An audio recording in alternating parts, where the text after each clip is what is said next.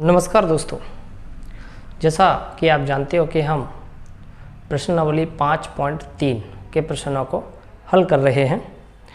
तो आज की इस वीडियो में हम क्वेश्चन नंबर 11 और क्वेश्चन नंबर 12 को हल करेंगे।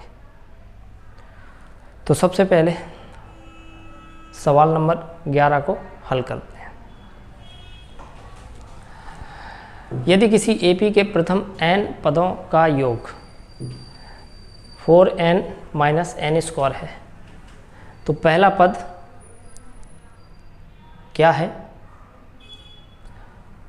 पहले दो पदों का योग क्या है? दूसरा पद क्या है? इसी प्रकार तीसरा, 10वां और nवां पद ज्ञात कीजिए। देखिए बच्चों, हमें सिर्फ एक चीज़ दे रखी है, एस एन बराबर, देखिए हमें सिर्फ एक चीज़ दे रखी है, समझिएगा ध्यान से। एस एन बराबर 4n और n स्क्वायर, ठीक है। यहाँ से हम S1 निकालेंगे तो ये 4n की जगह 1 रखेंगे माइनस 1 का स्क्वायर, तो ये हो जाएगा 4, 4 का एक में गुणा करेंगे 4 और ये 1, तो यहाँ पर 3 आ गया। अब मेरी बात समझिएगा ध्यान से। मैंने आपको एक चीज़ बताई थी कि समांतर श्रेणी हमारी a plus d, a plus 2d और a प्लस 3d, इस प्रकार से हमारी समांतर श्रेणी होती है, ठीक है। अब S1 की बात करें, यानी कि पहले पद का योग, तो पहला पद कितना है हमारा भाई? आप कहेंगे a। अब मैं कहूँ कि दो पदों का योग, ठीक है, दूसरे मतलब दो पदों का योग, तो दो पद का मतलब क्या होता है? ये वाला पद और ये वाला पद, ठीक है। तो दो पदों का योग क्या हो जाएगा बोला? a प्लस क्या हो जाएगा भाई? a प्लस d, यानी कहने का मतलब क्या हो जाएगा? 2a plus d। तो ये क्या हो गया भाई? दो पदों का योग, ठीक। तो अब देखिए, मेरा समझाने का आपको मकसद क्या है, समझिए ध्यान से। तो जैसे S1, हमारे पास S1 बराबर कितना आ गया? 3। अब S1 क्या है? यानी कि पहले पद का योग, पहले पद का योग, और पहला पद कितना दे रखा है? a। तो देखिए हमारे पास a बराबर कितना आ गया भाई? 3, ठीक है। a बराबर हमारे पास 3 आ गया, ठीक। अब आगे बढ़ते हैं। अब n की जगह हम 2 रखते हैं, ठीक है। जैसे ही हमने n की जगह 2 रखा तो यहाँ ये 4 और यहाँ पर ये 2, यहाँ n की जगह 2 रखेंगे तो ये 2 का स्क्वायर, तो ये हो जाएगा 4 दूना माइनस 4, कितना आ गया? 4। तो कहने का मतलब ये है, यानी कि S2 बराबर कितना आ गया? 4 आ गया, ठीक है। अब S2 बराबर हमारे पास कितना आ चुका है भाई? 4 आ चुका है।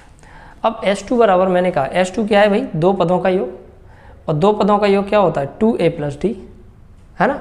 दो पदों का योग क्या होता है? 2a plus d। तो देखो, दो पदों का योग अगर मैं बात करूं, समझिएगा ध्यान से, या फिर आप इसको ऐसे समझो। देखो, जैसे अगर मैं बात करूं यहाँ से, जैसे मान के चलो ये पहला पद है और ये दूसरा पद है, ठीक है। तो ये चीज़ तो अपनी जगह बिल्कुल सही है। दूसरा अगर मैं बात करूं, जैसे पहले पद का योग तो हमें पता ही है a है, और S2 यानी कि दो पदों का योग, तो देखो ये पहला पद है, ये दूसरा पद है, पहला पद और दूसरा पद। तो पहला पद कितना है भाई? a, दूसरा पद कितना है भाई? a2, ठीक है।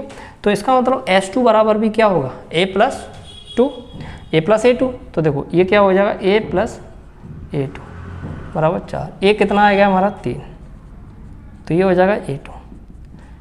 इसको उधर ले जाएंगे, यानी कि a2 बराबर 4, 3 उधर ले जाएंगे तो माइनस का हो जाएगा।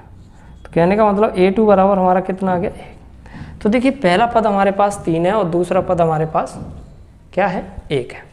यहाँ से मैं एक चीज़ निकाल सकता हूँ, क्या? d क्या होता है भाई? दूसरा पद माइनस पहला पद। तो दूसरा पद की बात करें तो कितना है भाई? 1, और पहले पद की बात करें तो कितना है भाई? 3। तो यहाँ से d का मान जो है वो हमारे पास -2 आ चुका है, ठीक है। अब आगे देखिए, अब हमें क्या क्या पूछा है। देखो, एक तो ये पूछा है उसने पहला पद क्या है, तो हमारे पास पहला पद आ चुका है, कितना है भाई? 3। फिर आगे क्या पूछा है? दूसरा पद क्या है? दूसरा पद आ गया कितना 1। अब उसने पूछा है कि तीसरा पद, 10वां पद और nवां पद बताइए। ठीक है, तो देखिए ध्यान से, अब हम बात करते हैं तीसरे पद की। उसने क्या पूछा भाई, तीसरा पद। तो देखिए तीसरे पद की अगर हम बात करें, हमें पता है कि a n बराबर क्या होता है, a प्लस n माइनस 1 और d। तीसरा पद यानी कि a3, a प्लस यहाँ पे कितना आ जाएगा बोलो, 3 माइनस 1 और ये d। तो तीसरा पद की अगर a प्लस ये क्या हो गया 2d। अब मेरी बात सुनो, तीसरा पद a की मान कितना भाई, a का मान 3 है, ठीक है, प्लस और d का मान 1 है, तो ये हो जाएगा 3 प्लस 2 यानी कि 5। भाई तीसरे पद की अगर हम बात करें तो वो आ चुका है हमारे पास कितना, तीसरा पद सॉरी d का मान -2 है, मैंने गलत लिख दिया, d का मान -2 है, तो 2 दूनी माइनस के 4, तो ये -1 आ जाएगा। तो हमारे पास जो तीसरा पद है वो हमारे पास आ चुका है -1, ठीक है, और d का मान हमारे पास आ चुका है -2, a का दूसरा पद 1, ठीक है, तो ये आ गया हमारे पास तीसरा पद। अब हमें और कौन सा चाहिए भाई, 10वां पद भी चाहिए। चलो तो 10वां पद क्या होता है, देखो a10 बराबर होता है a प्लस 9d, ठीक है, ये बहुत अच्छे से मैं बता चुका हूँ पिछली क्लास में। तो a का मान हमें पता ही है 3 है और d का मान हमें पता है -2 है, तो ये हो जाएगा 3, 9 दूनी 18, तो ये हो जाएगा -16, 16 नहीं -15, ठीक है। तो a10 यानी कि 10वां पद माइनस के 15 आ चुका है। और पूछा क्या भाई, nवां पद भी बताना है ना, और nवां पद। तो nवां पद की अगर हम बात करें, an बराबर a plus n minus 1d, ये रहा nवां पद। a का मान 3 दिया है, n माइनस 1, d का मान -2 है, तो ये हो जाएगा 3 minus plus minus n minus 1 और ये 2, 3, ये हो जाएगा 2n और प्लस का 2, माइनस माइनस प्लस हो गया, 3 और 2 5 -2, ठीक है। तो ये आ गया हमारा nवां पद, ठीक, और ये आ गया हमारा 10वां पद, ठीक। तो जो उसने पूछी थी वो सारी चीज़ें हमने निकाल दी हैं, ठीक है बच्चों। उम्मीद करता हूँ कि आपको ये सवाल नंबर 11 जो है वो समझ में आया होगा, राइट। तो चलिए चलते हैं और अब हम प्रश्न नंबर 12 को सॉल्व करते हैं। चलिए बच्चों, तो अब हम प्रश्न नंबर 12 को सॉल्व करने जा रहे हैं। ध्यान से देखिएगा इस प्रश्न को।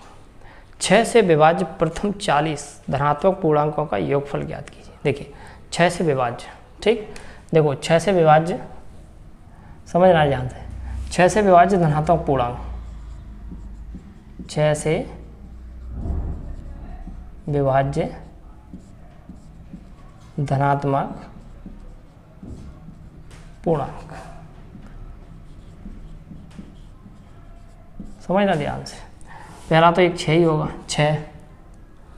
6 दूनी 12, 6 तिया 18 और कितने टोटल 40 है। तो देखो 6 कम से 6 दूनी 12, 6 तिया 18, ऐसे ही 40 हैं तो 6 का 40 में गुणा करेंगे, 6 चौक 24, यानी कि लास्ट में कितना आ जाएगा हमारा 240। तो ये हमारी क्या बन गई भाई, समांतर श्रेणी। अब यहाँ से a बराबर कितना भाई 6, d बराबर क्या, दूसरा पद माइनस पहला पद, यानी कि 12 माइनस 6, तो ये आ जाएगा 6। आखिरी का पद यानी कि an बराबर दे रखा है 240। भाई योग पूछा है, बड़ी सिंपल सा सवाल है। Sn बराबर क्या होता है, n/2 a plus an। n का मान कितना है भाई, 40 पद है, तो टोटल n का मान 40 हो जाएगा बटे 2। a का मान हमारा 6 दे रखा है, an हमारा 240, ठीक है। तो ये हो जाएगा कितना 20 और ये हो जाएगा 240, ठीक है। 2 छंगे 12, 2 चौके 8 और 1 9, 2 दूनी 4, 4920, ठीक है।